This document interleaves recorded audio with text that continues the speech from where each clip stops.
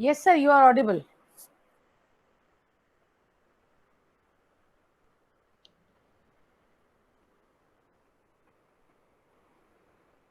Okay, I welcome you in this session, and this is for Zoom. It's like you can take the classes, but assessment part and all those things are not there. So this one is a different kind of video conferencing system. Uh, what we do is you can take online classes by using Zoom, and you have to go for many webinars, conferences, or the meetings. So it's most suitable for that. It's not like evaluation process and all that. So let's make the things very clear. Yeah, this is not okay. Okay, the part here is this one is not for assessments and all those stuffs, but yes, you can deliver your lectures. You can have a talks with the various your collaborators and all those things. You can do it, and there are some good points. We are using nowadays a lot of tools like Zoom is one of them. Earlier speaker talked about Google Meet. Another one is your Microsoft Connect, and then we have Cisco, and then a lot are there. So all are having some kind of advantages and disadvantages kind of things, and let's analyze those first, and then we move on to this. What I observed, I tried to use all this since last two months.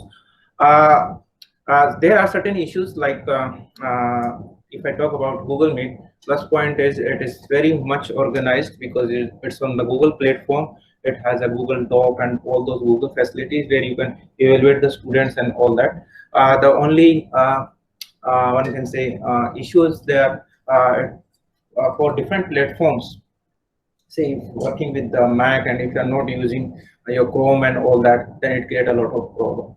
So this has to be means like this one is basically customized according to the platform. So that's one kind of issue I faced with when I working with the Google.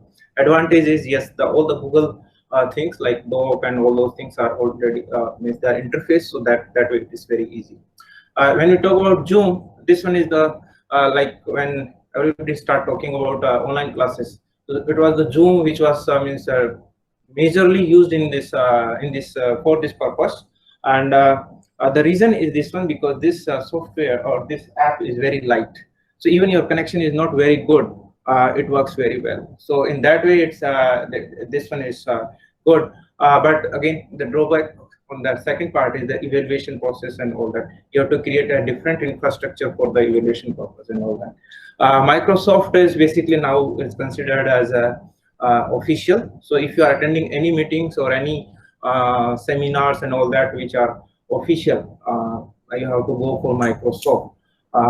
Earlier, Microsoft has some issues because of their security. They have like no, it's very difficult for anybody to join and anybody to live in that kind of structure. But now they have created that kind of facility. I think those who use on the first day, they find a difficulty if you are using with MNIT login domain, that you are able to connect it. But if you want to connect with other domain, it's difficult. Now they have given that kind of facility also, but it's a bit heavy. Uh, but yeah, another thing is if you talk about international calls and international meetings and all that, for that purpose, your Microsoft Meet is a good one. And then another one is WebEx. I think next speaker will talk on that. It is a bit heavy and not very popular. So you will find many of the users, they are not using it. So if you are throwing any webinar or lecture series which is for which is for many students of different kind and different area, I think Zoom is a good idea to float it because they just want to listen to what you are saying, and that's a comparison of these three four techniques. I'll talk on this one. So it's a video conferencing tool. That's the main purpose here. Let's understand it. It's not a student evaluation kind of tool. It's a video conferencing tool. Founded by Eric Yuan and San Jose, California, USA. And it allows two things which are very good here. Large number of users. I have tested it around 300, and you can go beyond that. So it allows a lot of users if you are throwing some kind of a conference or seminar or live telecast of your lecture series or something kind of that.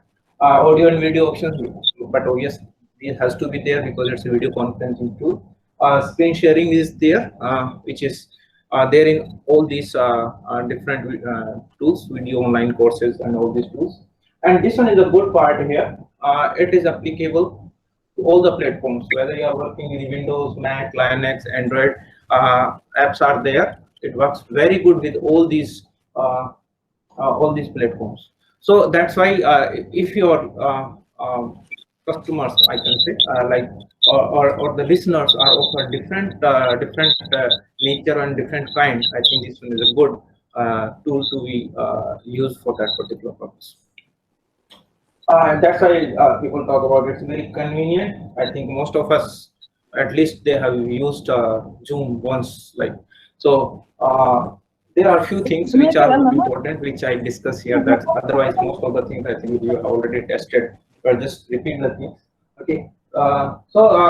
In collaborations, people are using it a lot because you have meetings and on different structures, and there are no any issues of like handshaking and all those things. So these are working very good in that scenario. And it's a need of all because of this pandemic conditions in the country. Students are at remote places. They may have good connectivity, they may not have good connectivity, and those issues are already there. So you can use it for those purpose to deliver your lectures. Again, repeat the same thing. You can use it to deliver, to report the attendance and all that, but not for the evaluation process. So that is again the same thing here also. And yeah, it can be used for your inviting your guest lectures for your purpose. So how to start with Zoom? You have already done just in a fast mode. We check it how to do it. So you go to the website zoom.us, and then on the website you sign it up here. So there is a tab which is shown there, that sign up, and it's free. There are two modes. One is your free mode, and another one is your paid mode. Paid mode has a different advantage. I'll explain those to you. And then you sign it up. You can sign it various modes. So you can sign it using your Google account, or you can use it your Facebook account even, or you can use some SSO which you have created on your machine. So that way it's very easy to connect. You need not to be on a particular domain and a kind of that thing. Anybody can join it. Even if you have a Facebook account, you can join it, join that particular group. When you scroll down the same page, you will find there is a download, and in download there is some kind of meeting client. So you can download it from there, or if you are using your mobiles, you go to your download section, and there search for Zoom. You can download the app directly, and once you download it and execute it, you will find this screen there. There are two options there. One is join a meeting, and the second one is you sign in. Okay, and once you into the system, you'll find that this screen in front of you. And now if you put these two screens, this one and Google Meet side by side, it's very difficult to identify which one is what. So the operations are almost same here.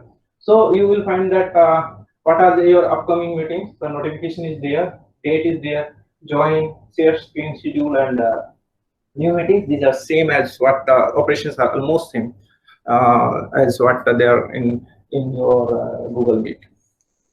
So the most important part here is this one, settings. Because what will happen is when we started, we agree on the by default settings, and that create a lot of problem. Yeah, I think many of you have seen some videos or some kind of pictures shared on WhatsApp that the speakers are in very funny state, and they start speaking and all those things. So because we are not aware of the settings there. So by default setting means everything on, and that create a lot of problems. So let's check those things. We have these settings. So you go to it, go to this section, and in general section you can see there are certain settings there. So by default it is there start Zoom and I start Windows. So if it is on, there are two things which are there. Number one, it makes your machine booting and maybe slow because it is starting when your window is starting. So you'll find that, oh, I have downloaded one software which is making my machine slow, I have to remove it. It's not like that, because you have to choose this one.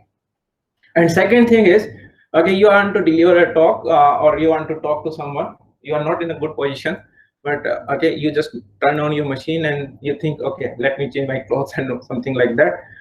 What happen? At default, make it your video and audio, everything on, and yeah, then you are live to the world. So that is very important. So my suggestion is, don't make it on to when you start your Windows. Let you just click on it, make it manually on rather than automatic there. Okay, you can use dual monitors. This facility is very good here. You can use two kind of monitors and then transmit different things on that one. You can share your entire screen. You can share some part of your screen, so that facility is also there. Okay, and it will show you the connected time, reminder time, and yeah, stop my video and audio when my display is off, or all these things are there. So according to your requirement, you make these facilities on at home. These are very important in another way also. That's my suggestion also. When you make any of these apps, whether Zoom or some other facility, initially make your video and audio off, because once initially if they are on, so heavy data is transferring, and that makes some kind of congestion and make the things slow. So better is make them off. You come to the comfortable position and then make on one by one. Make your audio on first and then go for video, something like that. So the second setting is your video setting, where you can have all these facilities there. It is there in almost all the options. Just check it. We have resolution facility, or widescreen, or original screen facility. You can mirror your video, or you can put these settings down, that turn off my video when joining the meeting. So it's a good option. You make it on as a practice, that okay, when you're joining it, it's off, and once you are there, then you can make it on. So these settings you can do it. Camera, you can use your own machine or mobile camera, or you can use a camera which is something like external camera for your recording of your lectures and all that. In audio, my suggestion is that okay, when you are going for an audio, what you do is before starting your lectures and your seminars, you test your speaker and your microphone. Many times what happens is, by default, what is there, we use many peripheral, many devices, external devices with our computer.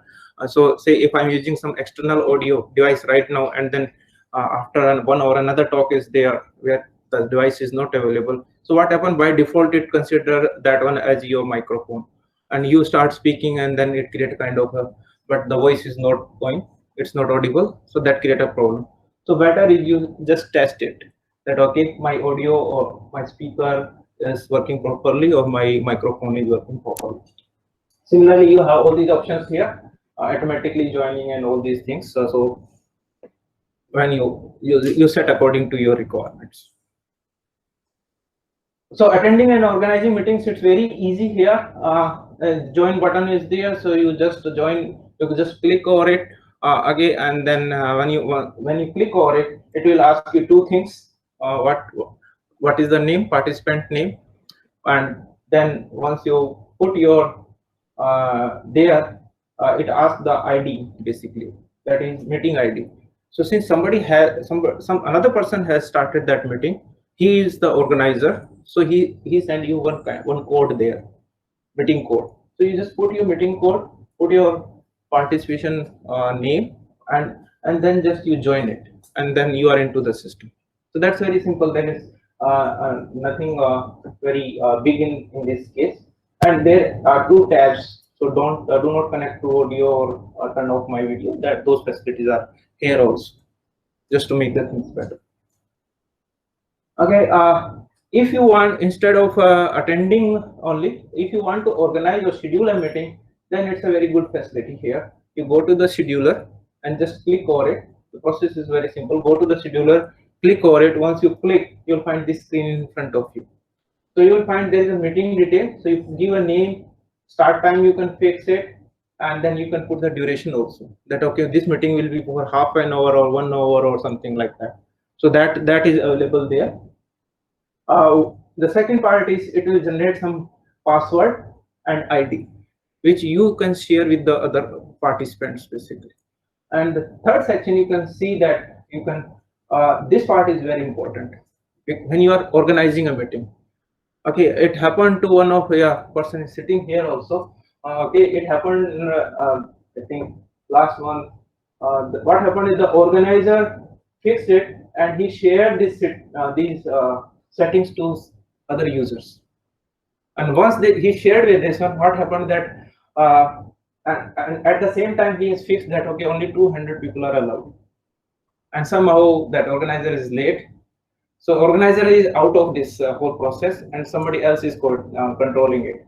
And they are not only controlling it; they are writing on the board, on the screen, whatever they want to write, and they are speaking just like that, bad about the institute or bad about somebody, and everybody is listening. So that makes some kind of funny scenario there. Okay, I think Kuldeep has already faced this one when he was delivering a talk. It happened to somebody else also. So what I suggest here is, if you are an organizer, be very careful. Don't allow or don't share these settings to somebody else, because that create a kind of a problem. Okay, you want to add it to a calendar, so that is a very good part here. So you just click it, which type of calendar reminder you want to use it, whether Outlook or Google Calendar or other calendars you have. So it automatically fix the meetings and date and synchronize everything accordingly. Okay, and then you have options here. So a lot of issues were raised earlier about security and all that. I'll come to that one in detail, but they have put a very good part here, that is basically waiting room. So if any new person want to join that meeting, he first appear to you in the waiting room. There you allow him or you stop him basically. So if you allow, then he can join the meeting. If you stop him, then he cannot join the meeting. So that's a good part. Now the control is in your hand rather than he directly jump into the system and then create some kind of a problem. Okay, and this one is there. Okay, so if you enable join before host, so what will happen that other people will they are in the system and the host is sitting outside. So these are certain few important things which you must know when you are hosting such kind of meetings there. And you will find that meeting ID and password there. You can create your own password, or you can share the automated created password with the users there. And then again, there are other options are also there. If you want to join the previously scheduled meeting, so just go there and start, because it will tell you that okay, the meeting will start in 4 minutes and meeting ID is this one. So the detailing will be displayed as you open your Zoom account. You'll find this screen, and there the information is there. And if you want to join it, just click or at the start there, and you can join it. Okay. So there are two ways to invite the people to join the Zoom meeting. One is you share the meeting number and ID password, and the second one is you just share the link there. So just share this link to all the participants, and they just click over it, and they will be there in the waiting room. And then in the waiting room, you can see that okay, these guys are there, and then you can select who can join and who cannot join. So that option is there. That makes it a bit more secure if you compare it with the previous case. Okay, so you can start a new meetings and all those things. So when you start it, the screen appears like this in front to you, and you will find that you have audio video controls there. You can manage the participants. Okay, and the good part is this one, chat part.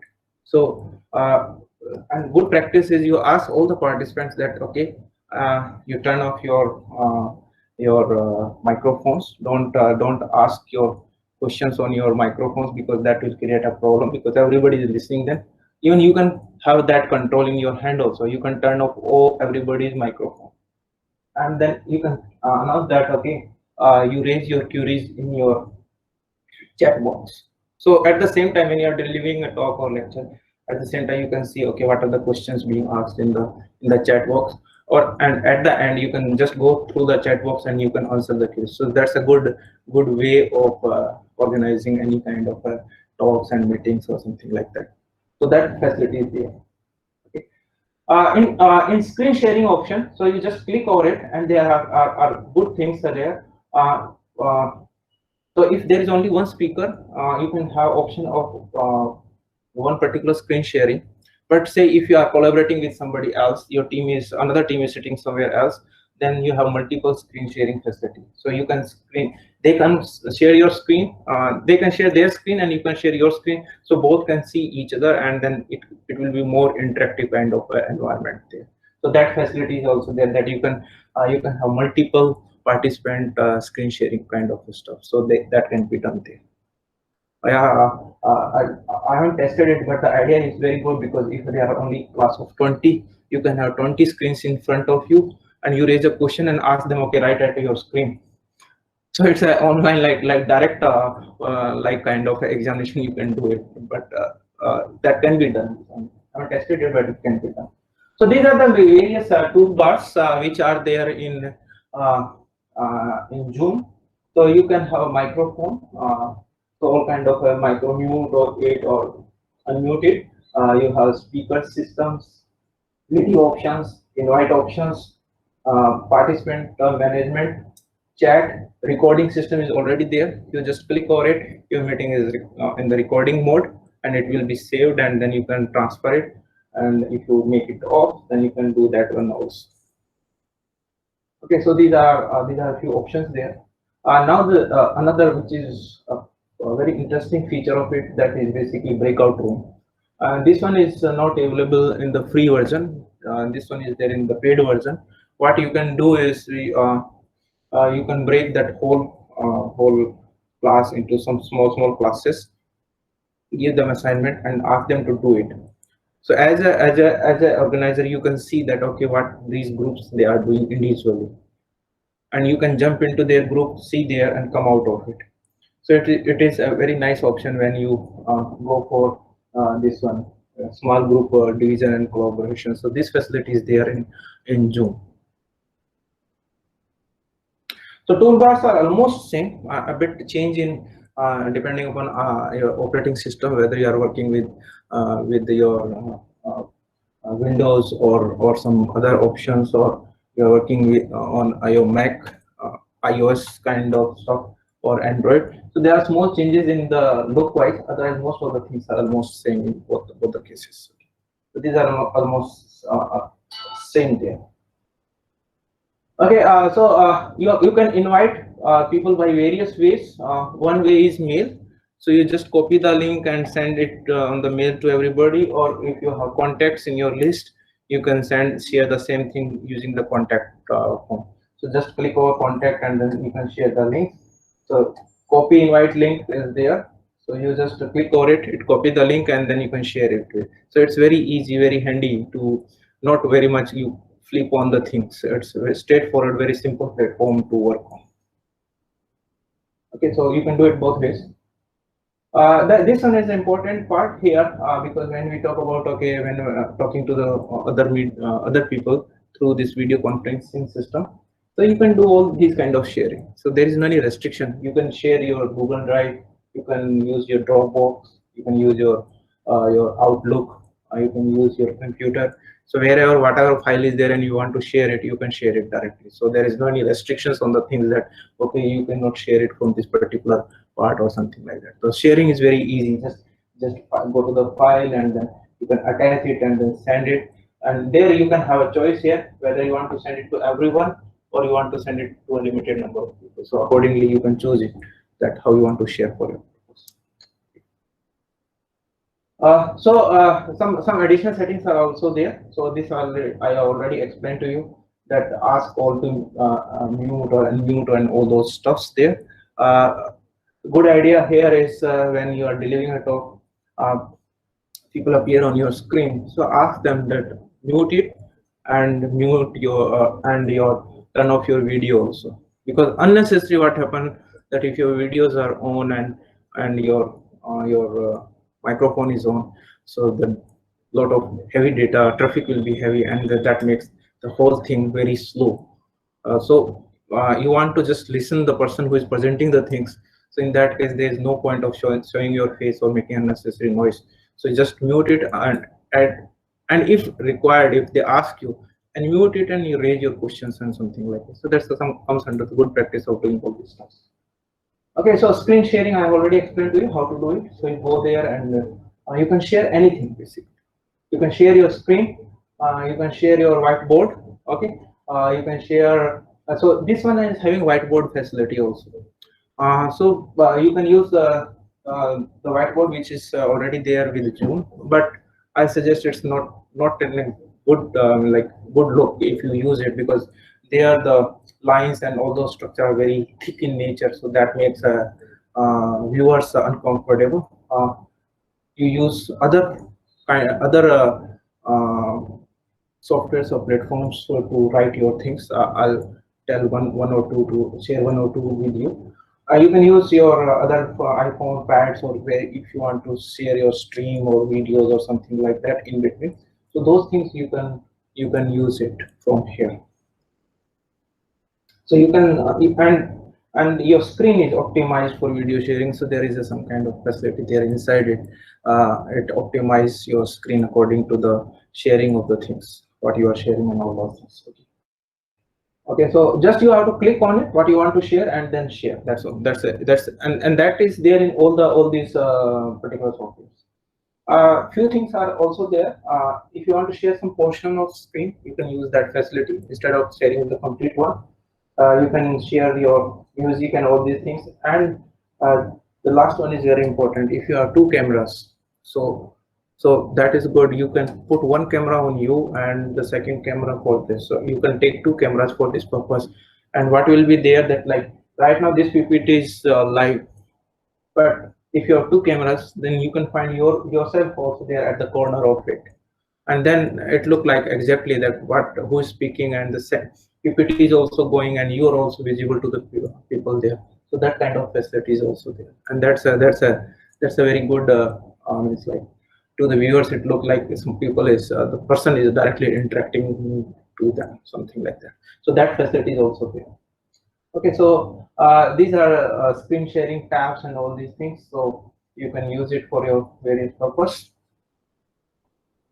Okay, so coming towards the end of it, you have all these facilities: chat, record, meeting information. You can disable participants notations, because that is very important. Otherwise, they keep on writing something on the screen, and maybe that screen is visible to others. So you can check from there also, and then you can share your computer sound also if you want to play some video and you want to share that one, so you can use that sound for that particular purpose. So these are there in that particular tab section. When you are doing some rotations and all these things, this one is a good part there. You can put everything there, like eraser is there, stamping, drawing, texting, and all these things. So you can do all kind of stuff on your presentation, and which they can see it. If they want to save it, they can save it also. Even you want to save it for further references, you can do also that. So that's a good part here. All kind of notations and drawings and all those things you can do it. So that makes it more and more interactive kind of things. Some good tips placed on some university websites also. I have taken it from there. First thing is they must when they join when the students only mainly for the classes, when the student join this session, they should they should means like speak out that I am so and so. What happened is many times they don't write the name and all that. After your meeting, these things are recorded. So if your recording button is on, and there is some kind of a facility in this one where you can play with the data analysis. Okay, so if somebody name is there, so what time he joined the meeting, if he left in between, that is also highlighted there, and if he joined again, then again also highlighted there. So everything is there, so that those data are available. So I think attendance part, that thing, if you talk about the students, is not a big issue here, because as they join, they are recorded automatically into the system. This one is again, I keep on repeating that mute to your microphones and all that. For we people, yeah, last things, last 3 points are very important.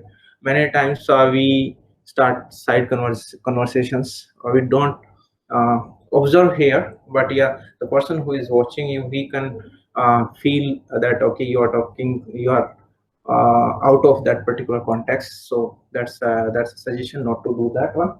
uh, since nobody is here, and what we normally do, uh, we just see the screen, whereas the microphone is somewhere, sorry, your camera is somewhere at other place. So if you want to make it like to feel them like it's eye to eye contact, so look into the camera rather than looking into the screen. So that makes a big difference there, because I think if you have also attended some webinars, you're seeing that it look like the person is reading something, because that person is seeing at the screen. And if you just put your head a bit up, there is, and you are just looking into the camera, I think that is much better way to do all these things. And then yeah, this is also good for teachers and students. When somebody is raising a question, so in the chat box you can see the name, so identify that person by the name. And these are, I mean, normally we do it, but yeah, just to share with you that okay, these are some good things which we should do. So these are the few things there. And another important thing in this one is when we are talking live, it's okay, but when you're talking online, my suggestion is you reduce your pace. Basically, if you're talking very fast, so what will happen, there will be always a gap between your video streams and your audio streams and that kind of stuff. So that will create a problem for the users. So make your pace slow, no, even slower than the normal pace, so that they feel it, what is exactly coming out of it. Rest of these are common things, like most of these things are known to us. That's the only technical part there, that you just reduce your pace forever. What this one was like strongly challenged by various people about the security and in the lockdown, and because it was expected, it was observed that some data leak for personal information was captured and it was shared with some other people. So they have modified a bit. So they have introduced few more things there. Number one is they provide a more control to the organizer. It is password protected also, and you can fix the meetings like only for 30 people or 40 people or something like that. And then there are waiting rooms. So now you are allowing who to join and who to not. And then yeah, meeting defaults also changed. Earlier everything is on. Now they have fixed few things on, and rest leave to you to make according to your requirements. So that's all. That's about this one, and I acknowledge the various websites, universities, because many of US and particularly US and Australian university, they are using this one as well for their teaching purpose to get this information. So that's in a very small